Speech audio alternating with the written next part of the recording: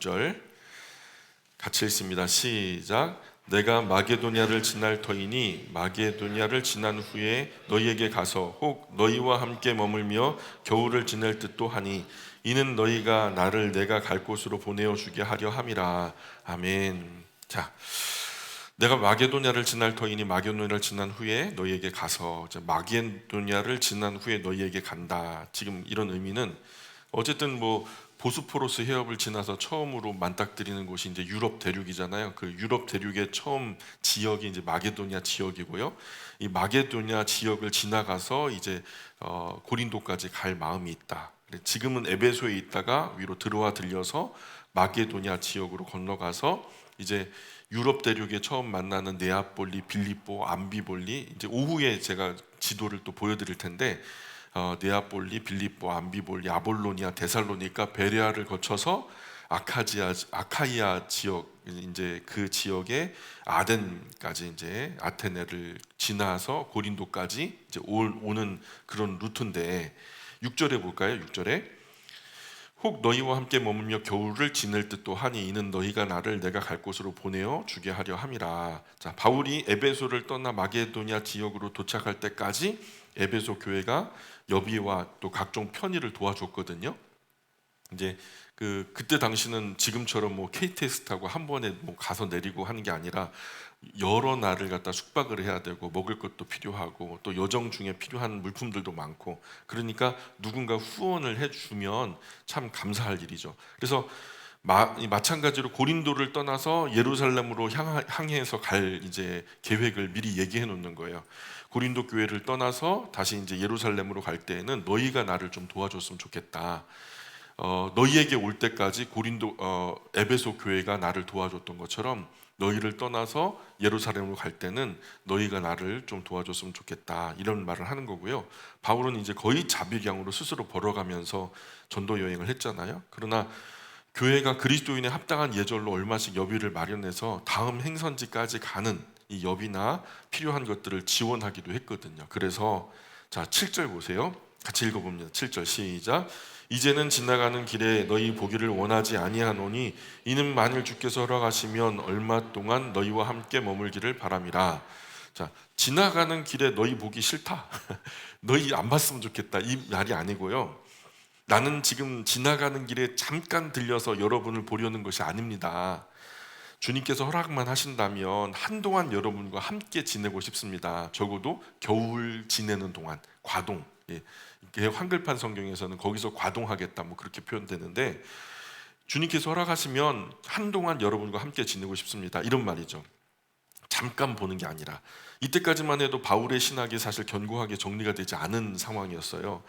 바울에게 임한 예언이나 성령님의 영감이 주어졌다고 해도 아직은 좀 부분적인 것이었고요. 그런데 고린도를 떠나서 에베소에 3년 머무는 동안에 하나님 말씀을 사모하는 사람들과 두란노 서원, 그곳에서 열심히 함께 하나님 말씀을 배우고 가르치고 또 더 깊은 차원의 진리를 정립하면서 바울은 한층 더 성숙한 가르침을 가지게 됐어요. 그래서 적어도 한 3, 4년을 더 묵상하고 깨닫고 공부하면서 잘 정리된 진리를 고린도 교회에 가서 전하려고 하면 하루 이틀 만에 전할 건 아니잖아요.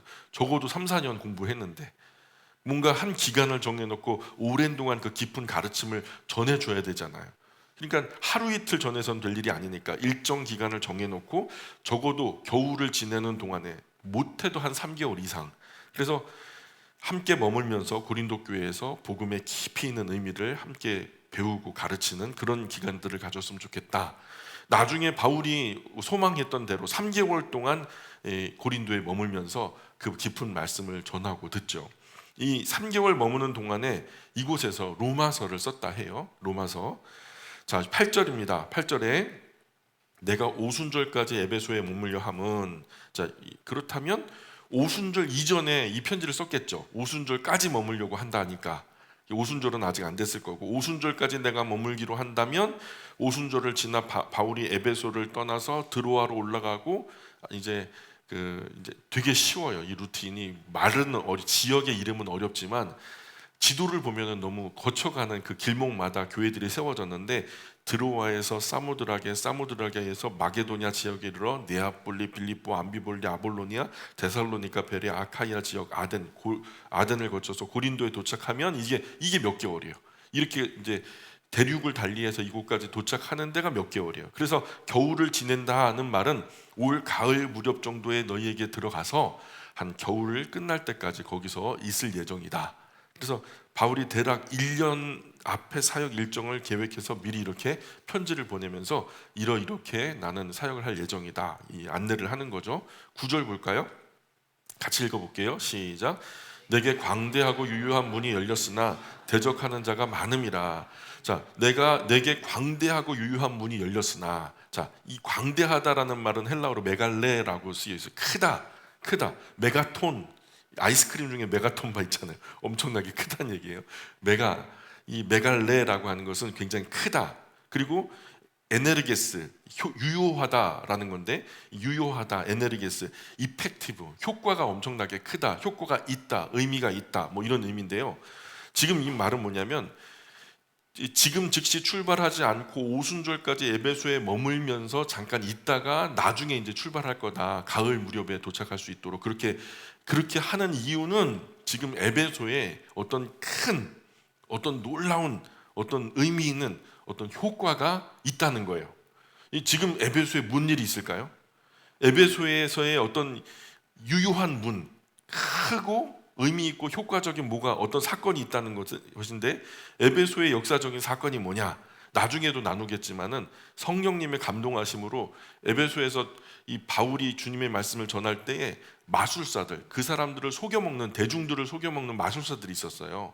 마술사들 연합회처럼 있었는데, 무수한 세상을 속여서 먹던 이 거짓된 마술을 다 포기합니다. 예수님을 나의 구주와 주님으로 영접한 이후에 이렇게 사람들을 속여먹는 것은 옳지 않다, 이것은 좀 잘못된 일인 것 같다 하면서 회개하면서 자기들이 소유했던 마술책, 이게 되게 비싸대요. 한 권에도 뭐 엄청나게 비쌀 정도로 그 마술책을 바울 앞에 다 가지고 나와서 스스로 회개하면서 거기다 불을 질러요. 그래서 이만큼 산더미처럼 쌓여있는 마술책에다가 불을 질러서 다 태워버리는 사건, 이 메갈레 한 에네르게스, 이 복음에 크고 놀라운 효과가 있었다는 거예요.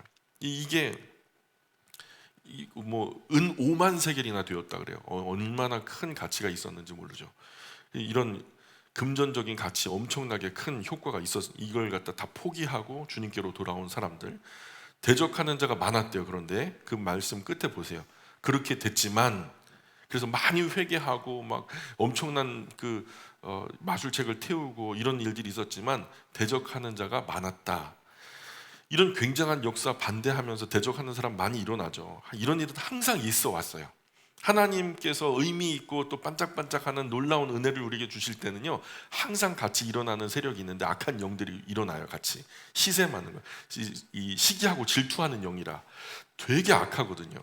그래서 반짝반짝 의미 있고 아름답고 복된 일이 내 삶에만 일어나야 되는데, 내가 아니라 다른 사람에게 일어나면 못 견뎌하는 사람들이 있어요. 악한 영들이 자꾸 도발하는 존재들이에요.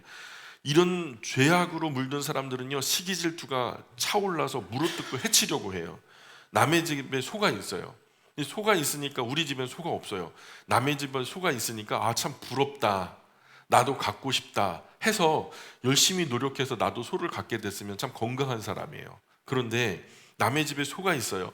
나도 갖고 싶다, 나 없는데 너는 있어? 이 열받아서 못하겠어. 외양간에 불을 질러요. 이건 악한 사람이에요. 약한 영에 도발하는 거죠. 그리고 그때도 그렇고 지금도 그래요. 이런 일은 가인으로부터 지금까지 있어 왔어요. 내 동생만 예배를 받으셨어? 이런 게 어디 있어? 몰래 들에서 동생 뒤통수를 그냥 돌로 찍어 죽이는 거죠. 이런 것, 시기질투의 영, 악한 영이. 개인이나 가정이나 교회가 성장하려고 할 때 하나님의 은혜 아래 경건한 개인이, 경건한 가정이, 경건한 교회가 누가 봐도 잘 될 것 같거든요. 누가 봐도 잘 될 것 같거든요. 그러니까 대적하는 자가 일어나서 회방하고 방해하고 못되게 하고 이간질하고 대놓고 이유 없이 그냥 막 대적질을 하거든요. 오래전에 지난 사역지 정말 똑똑한 청년이 있어요. 정말 똑똑했던 청년이 있는데 이 친구가 지금 이제 그 언론계로 나갔어요. 근데 딱 봐도 티가 나게 저를 싫어하는 거예요. 전도사 시절이었는데 왜 나를 싫어하는지. 인사를 해도 인사를 안 받고 말도 되게 뾰족뾰족하게 거의 새침하게 고개 그냥 막 돌려버리고, 그 친구랑 말을 많이 한 것도 아니고 나를 잘 아는 것도 아니고 나쁘게 대한 것도 아니고 아무리 생각해도 걔가 나를 미워할 이유가 없어요. 그리고 어느 날 정말 궁금해가지고 예배당에서 잠깐 앉아있어 이 여유로운 시간이 생겨가지고 얘기를 했어요. 너 나 밉지? 그랬어요. 처음에 대뜸 너 나 밉지? 그랬더니 네 그래요. 네 그래요. 밉대요. 그래서 근데 너 왜 나 미워해? 내가 뭐 실수한 거 있어? 내가 뭐 잘못한 거 있어? 너는 나 왜 미워해? 나는 너 좋아하는데 왜 미워하는 거야? 물어봤더니 그냥 삐져갖고 가버렸어요. 그런 질문을 했다고. 며칠 있다가 왔죠. 수요일 날 그 친구가 안 나오는데 수요일 날 나왔더라고요. 예배 끝난 다음에 전도사님 얘기 좀 해요. 왜? 그랬더니 제가 생각했는데요. 제가 왜 전도사님을 미워했는지 모르겠어요. 미운데 이유가 없었던 거예요. 그냥 미운 거예요. 그리고서는 죄송합니다 하고 가고 다음부터는 인사 잘 받고 인사 잘하고. 뭐 되게 웃기죠. 이렇게 내가 저 사람을 왜 미워하는지 모르는데 미워하게 하는 영이 있다니까요. 하나님의 거룩한 어떤 일들을 이루음에 있어서 회방하는 자는 꼭 있어요. 우리가 이런 존재가 있음을 인지하지 못하면 경계하지 못하는 거고 대비하지 못하게 되는 거예요. 딱 시험에 빠지기 좋은 구도죠. 그래서 마귀를 대적하려 눈에 보이진 않지만 분명히 있는 존재로 우리가 인식하라고 하는 거예요. 사람들이 이유 없이 자기들도 왜 우리를 미워하는지 모르고 미워할 때 이 고비를 인격적으로 바르게 해요. 잘 이겨내면은 신앙의 한 단계 크게 업그레이드 되죠. 예? 그들이 못되게 군다고 우리도 못되게, 너 미워하지? 나도 미워할 거야. 생장점이 터지는 순간이에요. 인격적으로 그것을 잘 이겨내고 그 사람들은 못되게 굴지만 우리는 바르게 대하면 생장점이 터지면서 새로운 지평의 높은 수준의 신앙의 세계를 경험하게 되는 거죠. 대적하는 자가 많이 일어나면 이제 좀 곧 잘 되겠구나, 뭔가 좋은 일이 있겠구나. 반드시 그런 일이 있어요. 여기서 꼼수 부리지 않고 그들처럼 악하게 대하지 않고 끝까지 바르게 인격적으로 잘 선하게 서 있으면 이런 어려운 고비가요 오히려 전화 위복이 되더라고요. 성령님의 역사가 풍성한 곳에는요 악한 사단과 더러운 귀신들 늘 대적해 왔어요. 창세로부터 지금까지 그렇게 왔어요. 그러나 두려워할 것 없어요. 죄가 많은 곳에 은혜 또한 더하신다 그랬어요. 불신앙의 세계에서 대적하는 사람이 많아지면은요 많은 사람 부정적으로 보거든요. 근데 이제 이 교회 망하려나 보다, 우리 가정 풍비박산 나나 보다, 우리 교회 이제 안 되려나 보다, 막 이렇게 부정적으로 보거든요. 회방하는 사람들이 많으면. 그러나 신앙의 사람은 오히려 거꾸로 봐요. 이런 대적하는 자가 일어나고 뭔가 막 으쌰으쌰 하면서 막 나쁘게 되고 뭐 이제 망하게 됐나 보다 이렇게 심란한 상황이 되면 정말 근데 신앙의 사람들은요 뭔가 판을 바꾸시려나 보다, 큰 키질을 하시나 보다, 알곡을 가리시려나 보다, 뭔가 되려나 보다 절대 포기하거나 회피하거나 도망치지 않죠. 성령님의 도우심으로 나를 또 우리를 더 높은 곳에 세우시려나 하나 보다. 항상 우리의 눈은 하나님을 보는 거죠. 그래서 한국교회 역사나 세계교회 역사도 똑같아요. 큰 박해 중에 큰 부흥이 일어나요. 큰 박해가 있다면 항상 보세요. 역사 속에 큰 부흥도 함께 가니까. 대개 부흥과 박해는 함께 일어나요. 박해가 끝나면 부흥도 끝나는 수가 있어요. 초대교회 주 64년부터 311년까지 엄청난 박해를, 걸리면 죽는 거예요. 걸리면 갇히는 거예요. 근데 그 부흥이요 엄청나게 커졌거든요. 초대교회 주후 64년 311년, 그래서 이후에 313년에 밀라노 칙령 이후에 콘스탄 대제가 이제 기독교 괜찮아, 이제 해 아래서 밝게 하나님 믿어도 돼 하는 그런 어떤 공헌이 이루어진 이후에요 기독교 박해가 끝났잖아요. 근데 그때부터 중세 1000년 동안 기독교는요 로마 마리아 종교로 타락해 버려, 오염돼 버려요. 스스로 타락하고 오염되기 시작했단 말이에요. 우리나라도 1900년 들어서면서 일제가 우리를 압제하죠. 얼마나 우리가 서름 많이 당했습니까? 그런데 1907년도 그 핍박 한가운데서 한국교회가 평양 대부흥 운동이라고 하는 큰 부흥을 만나게 돼요. 그때는 굉장히 심란했던 때였어요. 역사적으로 성령님의 크고 놀라운 역사가 일어나죠. 그런데 그 핍박이 끝나자 부흥도 시들해져요. 정말 웃겨요. 근데 1950년 한국전쟁 후에 기독교는 큰 전쟁과 재난 속에서 우직하게 성장해 나갑니다. 진짜 잿더미 같은 곳에 경제만 성장한 게 아니라 한국 교회도 따라 성장해요. 그래서 80년대를 넘어서 90년대 초중반을 거쳐서 이 박해와 어려움이 사라져요. 예수님 믿는다는 것이 영광의 이름만이지 박해가 따라가지 않았거든요. 근데 그때부터 한국 교회는 쇠락의 길로 가는 거예요. 고난이 빠진 기독교, 결국 쇠락하더라고요. 이런 현상을 영적으로 잘 분별하셔야 돼요. 그래서 어려운 일 앞에 세상과 같이 절망하고 주저앉지 말고 이제 곧 하나님의 큰 은혜가 임하려나 보다. 새로운 생장점이 터지는 그런 귀한 순간인가 보다. 그러니까 이렇게 악한 마귀와 더러운 귀신들, 대적자들이 설쳐되나 보다. 이렇게 생각하셔야 돼요. 물론 일련의 어려움 앞에서 우선적으로 우리는 우리 스스로를 돌봐야죠. 우리가 잘못한 게 있을 수 있잖아요. 그죠? 죄송합니다. 그러니까 지금 이런 고난이 회개하라고 주시는 시련은 아닌가 스스로 되돌아보고 반성하는 시간도 필요하고요. 근데 딱히 우리가 뭔가 크게 잘못한 것이 없는데 고난이 왔다. 그때는 기도할 때인 거예요. 뭔가 우리에게 하나님께서 선물을 주시려고 하는 고난이라고 하는 보자기 안에 쌓여진 보화를 우리가 발견할 수 있는 귀한 시간이다. 이렇게 생각하셔야 돼요. 어쨌든 그리스도인은 쉽게 포기하거나 낙심해서는 안 된다. 마음 굳게 먹고 단단히 허리 또 졸라매고 대비하셔야 되는 거죠. 저의 작은 목회 경험 안에서 이런 영적 원리는 여지없이 맞았어요. 뭔가 의미 있는 일들이 일어나려고 하면 항상 이렇게 고난이나 회방들이 있더라고요. 바울은요, 지금 에베소를 떠날 수가 없어요. 이 크고 중요한 의미 있는 유효한 일이 벌어졌어요. 그래서 그 일이 어떤 건지 아시죠? 예, 마술사들 그 마법책을 그 책들을 태우면서 이런 큰 의미 있는 일이 일어나는데 그 의미 있는 일만 일어난 게 아니라 모두 같이 일어나요. 대적자들도 같이 일어났다고요. 예, 대적자들도 같이 일어났어요. 근데 이 소중한 일에 대적자들이 많이 일어나는데 어떻게 떠나겠어요? 이럴 때 교회 내버려 두고 떠나가 버리면 대적자들이 교회를 흔들고 훼손할 수 있잖아요. 그런데 대적자들의 박해와 해방이 점점 더 심각해지고 있거든요. 그리스도인은 수단도 가리고 방법도 가려야 돼요. 왜? 하나님 눈치 보면서 일해야 되니까. 근데요, 하나님 없다는 사람들은요, 수단 방법 안 가려요. 눈치 볼 게 어디 있어요? 그 불법이 어디 있어요? 나 좀 그만이지. 그러니까 그리스도인들은 항상 수단 방법 가리죠. 근데 예수님을 모르는 사람들은 수단 방법 안 가리거든요. 예루살렘과 연대에서 바울을 때려 죽여라 막 선동하는 거예요. 막 그 2만 4천석이나 되는 극장에 막 떼거지로 몰려들어 가지고 크다 에베소 사람의 아데미여, 크다 에베소 사람의 아데미여 하면서 막 이 구호를 2시간 동안 외치는데 도대체 왜 외치는 거예요? 그러면 사람들이 몰라요. 왜 외치는지 몰랐다. 성경 그렇게 기록돼 있다니까요. 글쎄 모르지만 그냥 목소리 높여서 외치라 하니까 외치는 거야. 근데 이 소동이 제재되지 않고 계속됐다면 아마 바울은요, 예수님처럼 십자가에 못 박아라 하는 것처럼 바울도 맞아 죽었을 거예요 아마. 하여튼 이 불법의 사람들은요 무리로 단체로 일어나거든요.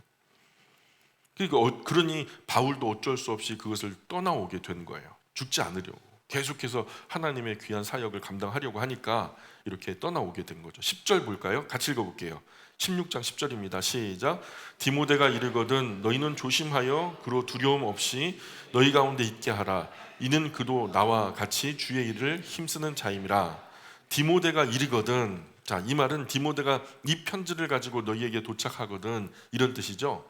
지금 이제 고린도전서 이걸 갖다 써가지고 누구 손에 들려서 보내냐면 디모데 손에 들려서 보냈다는 그런 의미예요. 바울은 지금 이 에베소에서 고린도 전서를 써서 디모데 편에 보내는데 당시 이제 메신저는요, 편지를 가지고 가는 사람은요, 단순히 편지를 전해주는 정도가 아니에요. 직접 그 편지를 열어서 사람들 앞에서 그 수신자들 앞에서 낭독을 해주는 거죠. 혹 부연 설명할 부분이 필요하면은 편지를 낭송하다 말고 중간에 이제 설명도 곁들여 주는 거예요.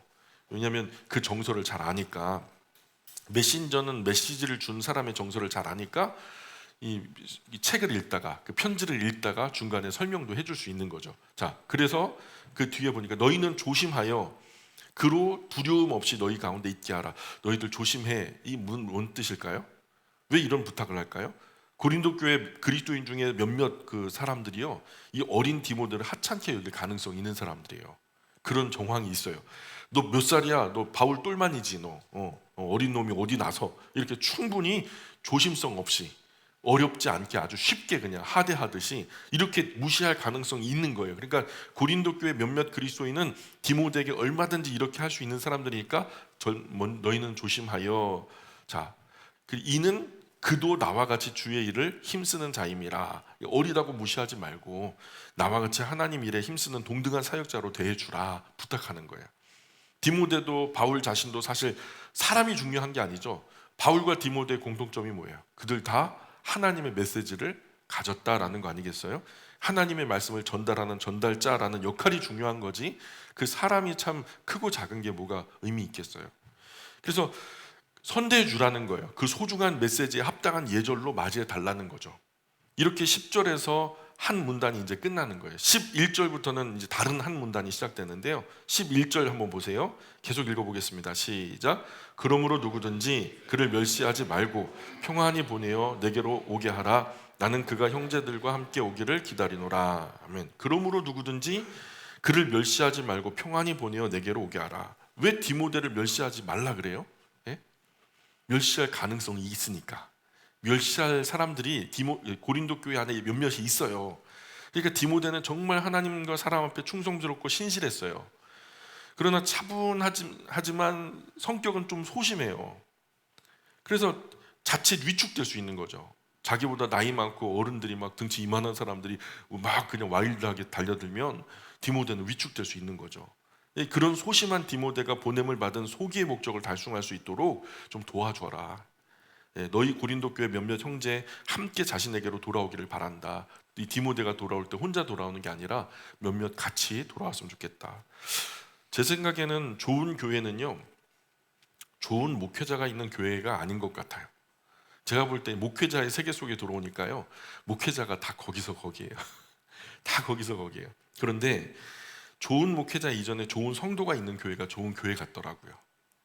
사실 목회자는요, 얼굴만 닮을 뿐이죠. 사실 나서서 뭐 여러분보다 잘난 게 하나도 없어요. 오히려 부족한 거 투성이에요. 저는 세상에 죄 많은 사람을 목사 세운다 생각하거든요. 하나님이 가장 잘못이 많은 사람을 앞장 세워서 교만하지 않게 겸손하게 전하라고 이 중에서 제일 부족한 사람을 이 자리에 세웠다고 저는 생각해요. 저는 아멘 아멘 합니다. 그런데 진짜 좋은 교회는요, 목회자가 성경대로 아름다운 사역을 감당할 수 있도록 존중하고 보호하고 높여주는 교회가 저는 건강하고 좋은 교회라고 생각해요. 좋은 교회는 목회자 주변에 교회를 돌보고 사역을 돌보고 지원해주고 그런 받쳐주는 그런 그리스도인들로 가득합니다. 한번 보세요. 잘 되는 교회, 좋은 교회 가보세요. 목회자 주변에 그들을 받쳐주는 그 사역을 돕는 이들의 모습이 어떤가. 그런 면에서 우리 교회가 요즘 세상 보기 드문 정말 좋은 교회라고 저는 믿어요. 그래서 참 감사하고요. 12절, 아멘을 안 하네. 12절 같이 읽습니다. 시작. 형제 아볼레에 대해서 그에게 형제들과 함께 너희에게 가라고 내가 많이 권하였으되 지금은 갈 뜻이 전혀 없으나 기회가 있으면 가리라. 자, 지금 아볼로 목사는 고린도 교회 사역을 맡아서 사역하다 1년 남짓 뭐 이제 열심히 사역을 하나마나 하다가 사표 쓰고 도망온 거예요. 그래서 왜 도망 왔는지는 벌써 앞서 몇 번 말씀드렸죠. 파당이 나누어지고 인신공격하고 막 그러니까요. 그래서 그리고 바울이 있는 에베소에 지금 아볼로 목사는 함께 머물고 있어요. 아볼로는 고린도 교회에 바울파, 여자파, 신령파, 은사파, 방언파, 신비파 막 못돼 먹은 몇몇 사람에게 얼마나 시달리고 되었는지 바울이요, 야, 너 다시 복귀해서 거룩한 사역 감당해야 되지 않겠어? 좀 나를 봐서라도 좀 감당해 주어라. 지금 거기 아무도 없잖아. 네가 좀 해줘야 되지 않겠냐? 그래. 아무리 권면해도 단호하게 거절해. 안 갑니다. 못 갑니다. 그러니 혹시 조금이라도 마음이 누그러져서 그럴 여지라도 생기면 반드시 돌려보내겠다 내가 아볼로를. 이 고린도 교회 목회자의 자리가 공석이니 얼마나 허전했겠어요. 그래서 고린도 교회를 아끼는 마음에 에베소의 바울에게까지 달려와 아볼로 목사님을 권면해서 모셔가려고 하는 이 충성스러운 사람들이 있었잖아요. 고린도 교회에서 이 스데바나, 부드나도, 아가이고 이 세 분 집사님이 아볼로 목사님을 다시 고린도 교회로 재청빙 위원들이에요. 다시 모셔가서 목회자로 세워놓으려고 이분들이 오셨단 말이에요. 그러나 아볼로는 재청빙 위원들 간곡한 청빙 청원을 결연하게 거절해버려요. 다시는 안 간다는 거예요. 그래서 다시 돌아가지 않겠다는 거예요. 아볼로도 인격이니까 강제할 수는 없잖아요. 그죠? 내가 하라면 해 하면서 바울이 강제로 할 수 없잖아요. 하나님도 그렇게 안 하시는데. 하는 수 없이 13절에 깨어 믿음에 굳게 서서 남자답게 강건하라. 자, 영적으로 티미하게 있다가 마귀에게 휘둘리지 말고 하나님 말씀 안에 선명하게 굳게 서서 흔들리지 말어. 지금 목회자가 없는 상황이니까 고린도 교회 그리스도인들에게 그렇게 말하는 거예요. 남자답게 강건하라. 남자만 강건합니까? 뭐 남자답게 강건하면은 뭐 강건하게 싸움만 하지 뭐. 예, 저는 이 부분을 이렇게 생각해요. 완성된 남자의 모습이 아버지잖아요. 예, 아기를 처와 자식을 보호하는 아버지의 모습이 가장 완벽한 저는 남성상이라고 보거든요. 근데 아버지가 건강하게 가정을 지키는 것처럼 너희가 그렇게 신실하게 교회를 지켜달라. 그리고 14절에 보세요. 너희 모든 일을 사랑으로 행하라. 좀 여기다가 가로 열고 제발 이렇게 써놨어요. 제발. 완성된 여성의 모습이 어머니잖아요. 그래서 우리 교회는 어머니 회회, 아버지 회가 있어요. 여전도회, 그 남전도회, 전도 안 하는 남전도회, 전도 안 하는 여전도회 있으면 얼마나 부를 때마다 민망해요, 그죠? 그러니까 어머니 회, 아버지 회, 그죠? 이 완성된 여성의 모습이 어머니니까 어머니가 사랑으로 자녀를 돌보는 것처럼 교회를 사랑으로 돌봐달라. 그래서 교회에서 아버지 회 어머니의 역할이 정말 중요하죠. 외부적으로 아버지들이 강건하게 지켜내고 내부적으로 어머니들이 사랑으로 돌보고 이런 교회는 되는 교회다. 우리 교회는 그래서 아버지 회 어머니 회가 있잖아요. 근데 아버지 회 어제 모임 되게 좋으셨다면서요. 소문났어요. 오산시에 맛있는 것도 드시고 또 즐거운 시간 되었다고. 참 감사합니다. 그래서 아버지들 어머니들의 교제가 참 중요해요. 예수님은요, 사두개인, 바리새인, 열심당원, 율법학자, 서기관들 열심히 특심한 것을 보고 진짜 놀랍게 여겼어요. 야, 어떻게 참 열심이다 야. 그런데 그런 열심에도 예수님이 그들을 크게 책망하세요. 지킬 것 다 지키고 막 빠짐없이 다 지키고. 그런데 예수님께서 막 나중에는 막 성을 내시면서 야단을 치시거든요. 근데 왜 그랬냐면 너희 속에 하나님 사랑하는 것이 없는 줄 알았다 그러는 거예요. 너 이 엄청난 것들 다 열심히 지켰어. 완벽하게 지켰어. 그런데 그 열심히 지키는 것의 이유가 그저 그냥 하나님을 사랑함으로 지킨 것이 아니라 그냥 껍데기뿐인 열심인 거죠. 그저 자기 나름의 열심인 뿐이었던 거예요. 그래서 예수님의 판단은 그들이 11조 안 떼먹고 안식일 철저하게 지켰다 해도 다 자기 의라. 그 속에 하나님 사랑하는 마음 없이 한 봉사 헌신은 다 껍데기라. 이 껍데기가 하나님과 사람 앞에서 교만의 재료가 돼버리거든요. 결론은 예수님의 결론은 뭐예요? 이 독사의 자식들아. 교회도 가정도 사랑으로 일하지 않으면 껍데기만 그럴싸한 거죠. 빌립보서에서도 허영과 다툼으로 일하지 말아라 이런 말이에요. 이유는 빌립보 교회 안에 이 유오디아파, 순두개파 파당으로 나눠졌잖아요. 그래서 서로 이 봉사를 열심히 하는데 경쟁적으로 하는 거예요. 야, 유오디아파가 헌금을 100만 원 했다더라. 그러면은 막 순두개파에서는 200만 원 하고 막 이게 뭐 교회적으로 보면은 참 감사할 일이죠. 근데 그거 하나님이 하등 이 다툼이나 허용으로 하는 거예요. 이 서로 간의 시기 질투 경쟁적으로 봉사하는 것을 바울은 전혀 선하게 보지 않았어요. 그런 경쟁적인 헌신은요 오히려 하나님을 아프게 하는 것이라고 기록해요. 뭐로 가도 서울만 가면 됩니까? 꽝 잡는 게 매라고 뭐 결과만 뭐 꽝만 잡으면 땡인가요? 시기 질투로 봉사해도 결국 영광 하나님 받으시니까 괜찮은 걸까요? 그거 안 받으시겠대요. 하나님이 사랑으로 하는 거 아니면 안 받으시겠대요. 그럼 제대로 해야지. 잘은 못해도 바르게는 해야지. 그 바르게가 뭐예요? 사랑으로 한다는 거예요. 그래서 지금 한국교회가 어디까지 왔어요? 우리 교회는 어때요? 잘은 못해도 바르게 해도 해야 된다. 바르게 한다라는 말은 사랑으로 해야 된단 말이에요. 하나님 사랑하고 이웃 사랑하는 마음으로 무엇이든 하자는 거죠. 그래서 2024년도 비전 스토리를요 말씀 준비하다가 정했어요. 뭐냐? 너희 모든 일을 사랑으로 행하라. 2024년 비전 스토리예요. 하려면 제대로 하자고요. 15절 같이 읽습니다. 시작. 형제들아, 스데바나의 집은 곧 아가야의 첫 열매요 또 성도 섬기기로 작정한 줄을 너희가 아는지라 내가 너희를 권하노니.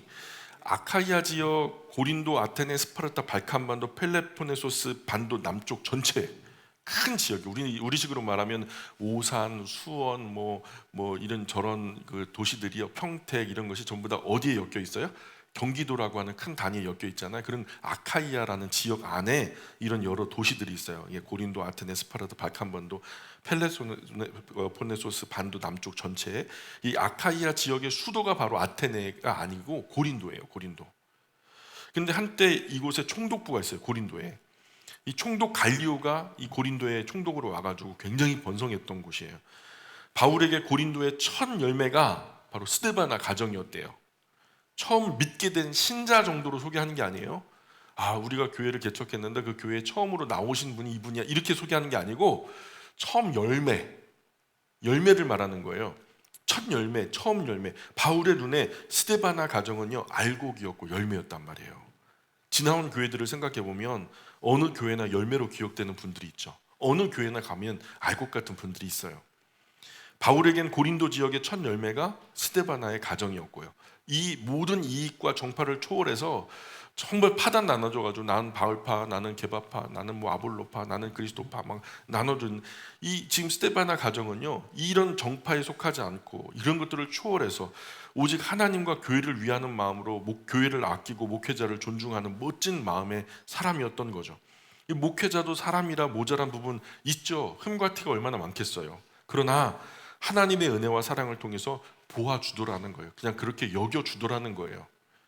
스데바나도 아볼로가 부족한 부분 잘 알았을 거예요.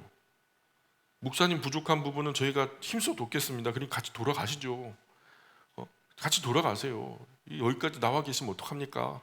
스데바나 집사님 계속해서 아볼로를 권면하는 거죠. 이런 마음으로 온 거예요. 모셔가려고. 제가 스데바나 얼굴 한 번 본 적 없거든요. 혹시 보신 분 계세요? 스데바나 집사님? 없죠. 한 번 본 적 없어도요, 가만히 묵상해 보면, 여러 번 성경 읽다 보면 정서가 마음에 오거든요. 그런데 고린도 교회 정말 멋진 알곡, 멋진 열매가 바로 스데바나 집사님 가정이었다라고 저는 생각해요. 어쨌든 성도 섬기기로 작정한 줄을 너희가 아는지라. 교회도 인정하는 거예요. 바울도 인정하고. 그래서 고린도 교회 그리스도인들도 스데바나를 통하면 아무도 반론을 제기하지 않아요. 아, 스데바나 집사님 확실하지. 사심이 없어. 교회를 위하는 일이야. 다 아는, 늘 교회와 교회 안에 믿음의 가정들을 돌보는 모양으로 살았으니 스데바나 집사님은 믿고 거르는 분인 거죠. 그래서 개인의 사익이나 출세나 성공이 목적이 아니었던 거예요. 주님의 몸 되신 교회를 내가 세운다, 결연한 그런 마음으로 각오하고 다짐한 것이 삶으로도 보였던 거예요. 이 거룩한 헌신된 마음으로 자신을 하나님께 통째로 바친 분. 그래서 교회는 좋은 건물과 시설, 좋은 시스템이 중요한 게 아니에요. 아까도 말씀드렸듯이 그런 것도 중요하지 않은 것은 아니지만 알곡, 사람이 중요하다니까요. 헌신된 하나님의 사람들이 있어야, 목회자보다도 더 탁월한 성도들이 있어야 어려운 중에도 교회는 반듯하게 굳게 세워진단 말이죠. 내가 너희를 권하노니, 그죠? 그러니 나는 여러분에게 권면합니다. 뭘 권면합니까? 자, 16절 보세요. 같이 읽습니다. 시작. 이 같은 사람들과 또 함께 일하며 수고하는 모든 사람에게 순종하라. 교회를 위하는 마음으로, 그 본심이 의심받지 않을 만큼 교회를 위하는 사람들에게 너희가 좀 순복해 줘라. 이렇게 교회 안에 헌신돼 수고하며 일하는 분들에게 순종해 주세요. 교회를 지금 나쁘게 하려는 것이 아닙니다. 교회를 좋게 하려는 거 하는 거니까요. 그렇죠? 자, 17절 계속 시작. 내가 스데바나와 부드나도와 아가이고가 온 것을 기뻐하노니 그들이 너희의 부족한 것을 채웠습니다. 자, 지금 고린도 교회가 파벌이 나누어져서 아볼로 목사님 다시 모셔옵시다. 뭐 찬성하는 분 손들어 보세요. 반대하는 분 손들어 보세요. 이렇게 해가지고 찬성이 많아가지고 모셔오기는 불가능한 상황이에요. 파당이 너무 갈라져가지고 의견도 막 3분 오열돼 버려가지고 그 합의하에 모셔오기는 불가능해요. 그러니 분명히 그저 교회를 사랑하고 자원하는 마음으로 의견이 맞는 몇 분과 함께 에베소로 달려온 거예요. 그런데 자기들이 오가는 여비나 위험을 부담하면서 바울이 있는 에베소 교회까지 오긴 왔어요. 에베소 교회를 개척하는 바울에게 이분들이 분명히 빈손으로 오진 않았을 거고요. 그런데 고린도 교회 전체 그리스도인들의 의견을 다 모아서, 자, 우리 십시일반으로 그 에베소 교회 개척 지원 자금을 한번 모아서 모금해서 갖다 드립시다 해가지고 가지고 오진 않았을 거란 말이에요. 그런데 바울에게 전달된 개척 지원 자금이 있다면 어떤 물질이었을까요? 고린도 교회가 모아준 게 아니라 모르긴 몰라도 그냥 그 왔던 몇 분들의 마음을, 사재를 털어가지고 분명히 그렇게 가져온 걸 거예요. 그러니 개인적으로 이분들도 시간도 열정도 물질도 얼마나 큰 부담이 됐겠어요. 그러니 18절에 읽어봅니다. 시작. 그들이 나와 너희 마음을 시원하게 하였으니 그러므로 너희는 이런 사람들을 알아주라. 알아주라. 이런 분들의 헌신과 수고로 지금 답답한 고린도 교회가 바로 세워지는 일이 순적하게 진행되고 있으니까 이런 분들의 헌신과 수고를 알아주라는 거죠.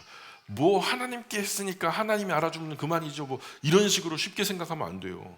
한번 해봤어요? 그렇게 해보지 않으신 분들은 함부로 말할 수 없는 거죠.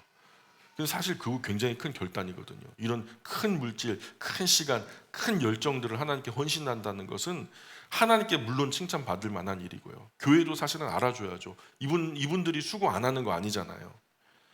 하나님만 아시면 됩니다 할 수도 있지만 사람은요, 다른 사람의 말 한마디에 큰 힘도 나고 용기도 나거든요. 우린 유한하고 참 모자라는 사람이에요. 그런 완벽한 사람은 세상에 없어요. 그 누군가는 격려해주고 누군가는 치열업 해줘야 돼요. 잘한다 응원해주고 멋지다 격려해주고. 그러니 이 분들이 수고한 수고도 희생한 희생도 고생한 고생도 기꺼이 부어준 물질도 알고는 있어야 된단 말이죠. 여기까지가 바울이 전반적으로 고린도 교회에 하고 싶었던 말의 전부예요. 나머지 이제 이후로 나오는 것은 사실 부연이거든요. 자, 19절 보세요. 19절 20절 같이 읽어볼까요? 시작. 아시아의 교회들이 너희에게 문안하고 아굴라와 브리스가와 그 집에 있는 교회가 주 안에서 너희에게 간절히 문안하고 모든 형제도 너희에게 문안하니 너희는 거룩하게 입맞춤으로 서로 문안하라. 아멘. 자, 아시아의 교회들이라고 그러죠. 한번 거기다 밑줄 그어 보실까요? 아시아의 교회들이 너희에게 문안한다.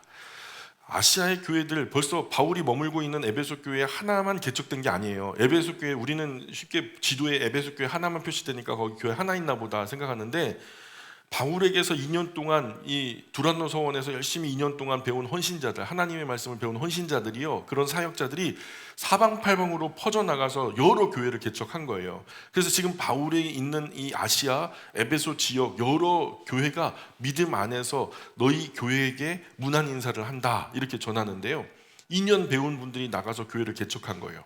2년 배운 분들이. 근데 한국 교회는 20년 배워도 예배당 빗자루 하나 들질 못해요. 어떻게 해요 이거? 그런 분들이 수두룩하죠. 안타깝죠. 2년 배워도 교회 개척한다고 막 나가는데, 정말 하나님께서 마음 주시면 조금 부족해도요, 공부하고 자격 갖춰서 개척하면 돼요. 얼마든지 할 수 있어요. 얼마든지. 그래서 아굴라와 브리스가와 그 집에 있는 교회가 주 안에서 너희에게 간절히 문안하고. 자, 보세요. 아굴라와 브리스가와 그 집에 있는 교회, 거기다 그 집에 있는 교회 거기다 밑줄 그어 보실까요? 아굴라와 브리스길라는요, 마찬가지로 고린도에서 바울을 만나 신앙을 얻게 된 열매거든요. 그런데 지금 아굴라 브리스가 부부가 에베소에 있었어요, 바울과 함께. 자, 그러나 에베소에서 바울이 섬기는 에베소 교회에 있었던 게 아니에요. 그 따로 가정교회를 일군 거죠. 그 집에 있는 교회, 즉 아굴라 브리스가 부부가 따로 가정교회를 개척한 거예요. 부득이 먼 곳으로 이사 갔는데 교회가 없다면 그냥 그곳에 개척하시면 돼요.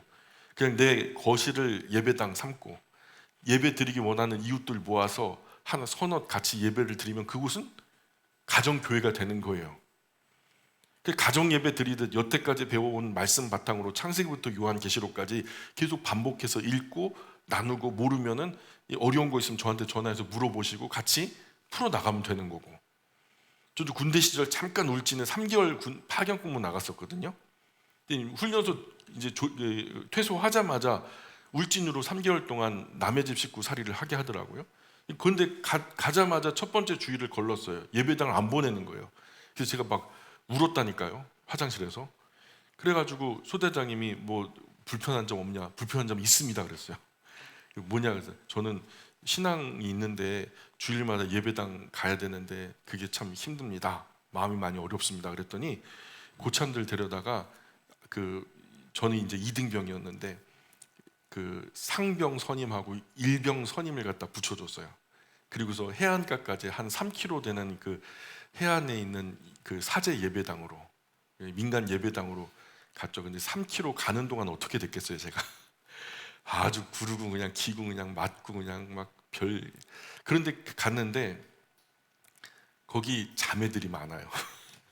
그러니까 저기 선임들이요, 다음에 종교 행사 갈 때 누구랑 같이 갈 거냐 그럼 자기들만 부르라는 거예요. 갔는데 또 라면을 끓여주는데 또 해물 잔뜩 난 사제 라면을 끓여주니까 눈이 뒤집히죠. 그렇게 3개월 내내 한 주도 거르지 않고 예배를 드렸어요. 근데 제가 거기서 파견 근무 마치고 본대로 돌아왔을 때에도 계속해서 예배가 진행되는 거예요. 분대장 교육생 받아가지고 같이 얘기하다 보니까 거기서 온 고참들이 있어갖고 얘기하다 보니까 너 그때 예배 드린 이후로 지금까지 계속 예배가 진행되고 있다는 거예요. 또 신교대에 갔는데 한 92명 정도 조교들이 있어요. 그 친구들하고 같이 예배를 드려야 되는데 틈만 나면 자는 거죠. 잠이 부족하니까. 그래서 토요일 날 저녁에 우리 신앙 있는 사람들 모여서 예배를 드리자고 제가 인도하고 인터컴 간사님이었는데 그 간사님이 자기가 다 그 공간이나 이런 시간들을 제공해 주겠다 해가지고 소대장님이 이제 그 자리를 참석해 주셔서 공간이 마련됐죠. 그렇게 이제 제대할 때까지 예배를 드렸어요. 지금도 그 예배가 진행되고 있다는 거예요. 참 그래요. 하나님을 예배하는 사람들, 그것이 교회잖아요. 어디서든 거룩한 마음으로 모아서 예배하면 되는 거죠. 하나님 예배하고 성경 바르게 가르치고 배우고 전하고 또 뭐 그렇게 함께 예배하면 그게 교회인 거죠. 제가 볼 때 지금 이 자리에 계신 분 넉넉하게 소화하실 분도 있어요. 지금 가시면 충분히 예배당 개척하실 분들 많아요. 아버지들은 다 가능해요. 다 가능해요. 그러니 절대 못한다, 나는 못한다 그런 말 하지 말자고요. 믿음대로 되는 거예요. 예, 적어도 주 350년까지는 지금 같은 예배당 한 개도 없었어요. 예, 다 집에서 밖에 피해서 지하 토굴에서 몇 사람 몇 가정 모여서 예배드렸죠. 중형교회 대형교회 상상도 못했어요. 예, 요즘 잔뜩이나 나는 예수님 믿는다 하면서 예배당에 안 나가는 가난한 신자들 참 많죠. 어쩌면 처음 교회 가정교회가 필요한 때인지도 모르겠어요. 서구 유럽 사회 국교가 기독교라고 해요. 그런데요, 이 사람들 교회 다니는 거 보면요, 1년에 한 3번 나가나? 부활절, 성탄절, 뭐 마음 내킬 때 한 번, 뭐 이렇게 나가나 마나 해요. 근데 그들을요, 항상 종교에다가 기독교를 쓰거든요. 근데 그들이 우리와 다른 것은요, 예배당을 교회라고 생각하지 않더라고요. 이 친구들하고 좀 교제를 해보니까 이 친구들의 마음은 자기는 기독교라고 말하는 것은 그 신앙이 있다라는 것이고, 교회 그 가정적이고 가문 안에 행사가 있을 때마다 항상 모여서 예배를 드려요. 그러니 가정 자체를 교회라고 생각하는 문화가 있는 거죠. 그러니 그들이 우리보다 덜 경건하다고 말할 수 없는 거예요. 대표적인 지역 교회가 몇 개 있어서 거기에 등록하고 교적은 거기에 두지만 그 사람들이 다 예배당에 모이면 앉을 자리가 없어요. 그래서 실제적인 신앙생활, 예배생활은요, 가정을 중심으로, 가정교회를 중심으로 이루어지더라고요. 그래서 그들 대부분 조직화된 예배당 바깥에서 신앙생활을 하고 있지만 대부분 경건하고 인격적으로, 상식적으로 살려고 노력해요. 그래서 일부 이단, 사이비가 전하는 그 교회 무용론이나 뭐 형제교회단이 말하는 어떤 뭐 가정교회, 그것을 표방하는 게 아니에요. 오해하시면 안 돼요. 교회의 개념 자체를 성경적으로 해석해 보면 더 자유로울 수 있다는 거예요. 자, 한국교회 예배당 안 나오면은 예배당 안 나와봐요. 주일 범한 죄인이 되지. 그러니까 전도도 선교도 더 어려워져요. 내가 게을러서 아니해서 일부러 빠지거나 그러면 그 문제죠. 그거는 그 불신앙의 소치죠. 근데 어설픈 철학, 잘못된 내 생각에 취해서 그렇게 하면 절대 안 되고, 그러나 성경적으로 바른 교회관을 세우면 얼마든지 자유할 수 있어요.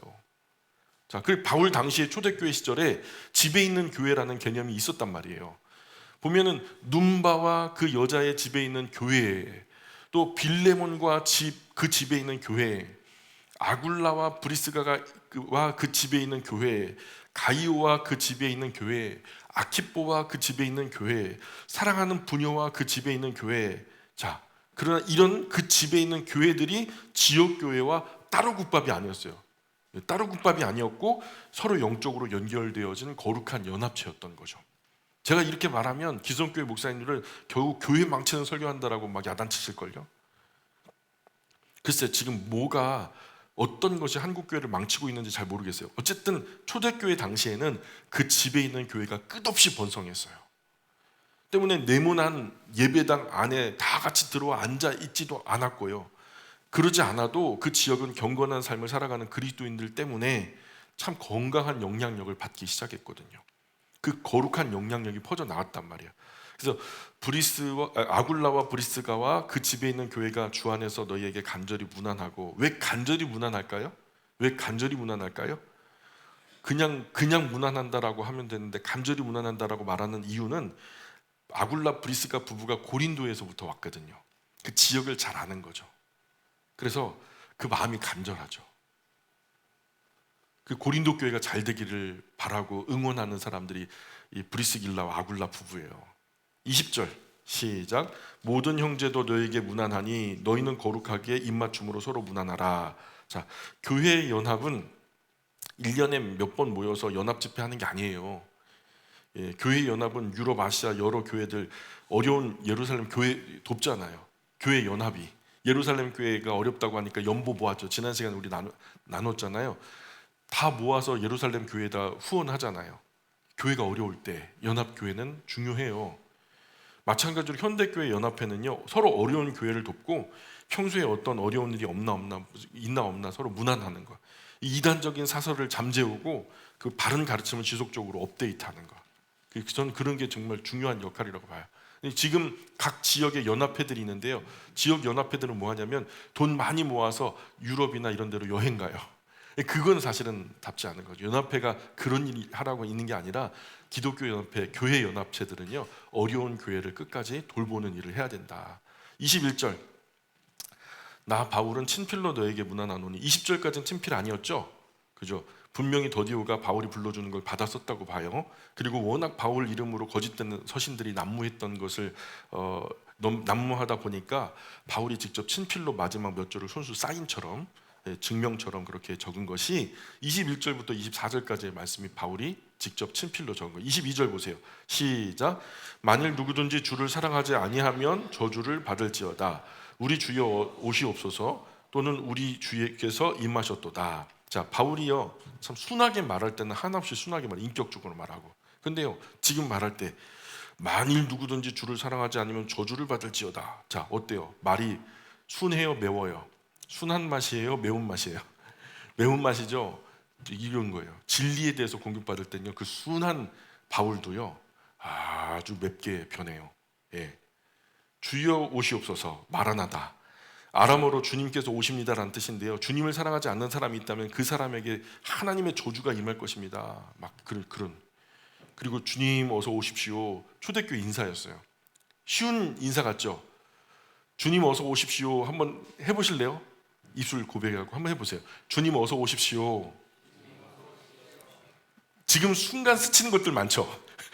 통장 잔고부터 시작해갖고 얼마 전에 샀던 자동차부터 시작해서 뭐 이제 들어가야 할 집, 주택도 있고 막 그죠? 그게 쉬운 고백이 아니라니까요. 초대교회 성도들은요, 그런 마음으로 살았어요. 다 내일 주님이 나를 부르셔도 이상하지 않을 만큼 오늘을 그렇게 충성되게 살았던 거죠. 23절 24절 마지막 같이 읽어볼까요? 시작. 주 예수 그리스도의 은혜가 너희와 함께하고 나의 사랑이 그리스도 예수 안에서 너희 우리와 함께할지어다. 자, 이렇게 고린도 전서가 끝납니다. 그런데 이 편지를 누가 가져갑니까? 디모데. 그런 디모데가 가져가서 바울의 편지를 고린도 교회 그리스도인들 앞에서 읽어줄 때 반응이 어땠을까요? 예? 받아들여졌을까요? 안 받아들여졌을까요? 예, 그건 이제 다음 시간부터 우리가 살펴봐야 돼요. 고린도 후서에 보면은 나오겠죠? 받아들여졌는지 안 받아들여졌는지. 고린도 후서를 우리가 다음 시간에 계속 나누도록 하겠습니다. 기도하겠습니다. 귀하신 하나님, 은혜와 사랑을 감사합니다. 하나님께서 사랑하시는 주님의 몸 되신 교회, 요한계시록 초두에 벌써 주님 예수님은 고통당하는 교회들 사이사이로, 그 촛대들 사이로 다니시면서 관리, 감독하시는 그 모습을 보면서 오늘 이 시대의 교회들 가운데도 우리 주님 예수님께서 몸 되신 교회들을 보살피고 인도하고 계시다라고 저희들은 믿습니다. 그러나 하나님, 분명히 하나님의 나라는 멋지게 완성될 것이고 주님의 몸 되신 교회들은 그 날에 정말 영광스러운 기쁨을 맛보게 될 것입니다. 이 크고 위대한 이 성공된 이 일에 부족한 저희들을 동역자로 세워주시니 참 고맙습니다. 그러나 때때로 시시마다 100년 미만 살아가는 동안에 좌절할 일도, 슬퍼할 일도, 또 저희들을 실망하게 하는 많은 사건, 사고들이 있습니다. 이 모든 것이 주님 주시는 힘과 능력으로 그 은혜들로 충분히 극복되게 하여 주시고 정말 소망하는 하나님의 나라, 영광의 일들이 성취될 때까지 주님께서 손에 들고 마음껏 제한 없이 사용하시는 복된 영광의 도구들 될 수 있도록 저희 영광교회와 교회에 속한 모든 가족들을 사용하여 주옵소서. 하나님만 영광 받으셨으면 좋겠습니다. 감사하며 예수님 거룩하신 이름 의지하여 기도합니다. 아멘. 우리 찬송가 하나님께 올리겠습니다.